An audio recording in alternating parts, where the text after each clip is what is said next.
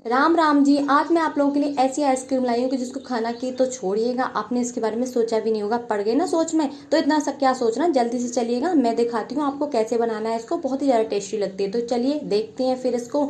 तो यहाँ पे 2 कच्चे आम लिए, लैला बंजरू की जोड़ी, जिनको अच्छी तरह से नहलाने धुलाने के बाद में नंगा पुंगा कर लिया अच्छी तरह से।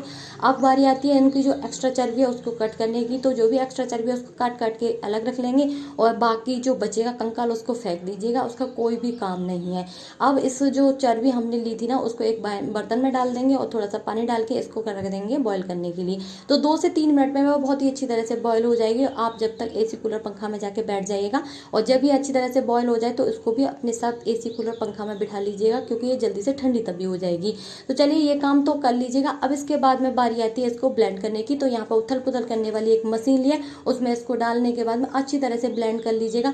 एक भी गुठली बिल्कुल नहीं रहनी चाहिए, बिल्कुल एकदम से अच्छी तरह से हमें इसको पीस लेना है। अब इसमें मीठे के चटोरों के लिए 2 से 3 चम्मच डालेंगे चीनी, और थोड़ा सा टेस्ट अलग करने के लिए थोड़ा सा चाट मसाला और थोड़ा सा काला नमक। ये सब डालने के बाद में इसकी बेरंग दुनिया में रंग डालेंगे, और इसमें हरा रंग थोड़ा सा डाल देंगे, जिससे ये सुंदर लगने लगेगा। अब आप सोच रहे होंगे कि लाल कलर क्यों नहीं डाला, हरा ही क्यों डाला। अरे भाई, कच्चे आम की आइसक्रीम बना रहे हैं ना, तो उसमें हराई डालेंगे। तो अब इसको बड़ी ही सावधानी पूर्वक कपों में डाल देंगे। अब कपों में तो डाल दिया, अब बारी आती है सिल्वर फॉइल की। तो मैंने पूरे घर में छान मारा, लेकिन मुझे सिल्वर फॉइल कहीं नहीं मिला। तो इसका मतलब ये है कि सिल्वर फॉइल घर पे खत्म हो चुका है।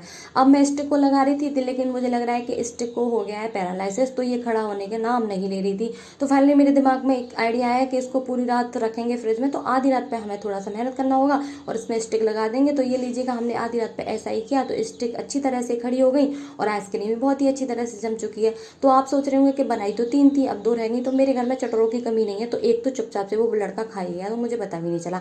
तो ये लीजिएगा, ठंडी ठंडी सी खट्टी खट्टी मीठी मीठी हमारी आइसक्रीम बनके तैयार हो चुकी है। तो आप बताइएगा, आप लोगों ने कभी इसको ट्राई किया? नहीं किया ना, तो जल्दी से जाइएगा, बनाइएगा, खाइएगा, ऊपर से थोड़ा सा चाट मसाला डाल दीजिए। अब मैं तो चलिए इसको खाने, क्योंकि अगर मैंने इसी तरह से पंचायत करती है तो ये मेल्ट हो जाएगी। तो ये देखिएगा इसका रिएक्शन, कितने चाट चाट के इसको खा रहा है। तो कल मिलेंगे ऐसे ही।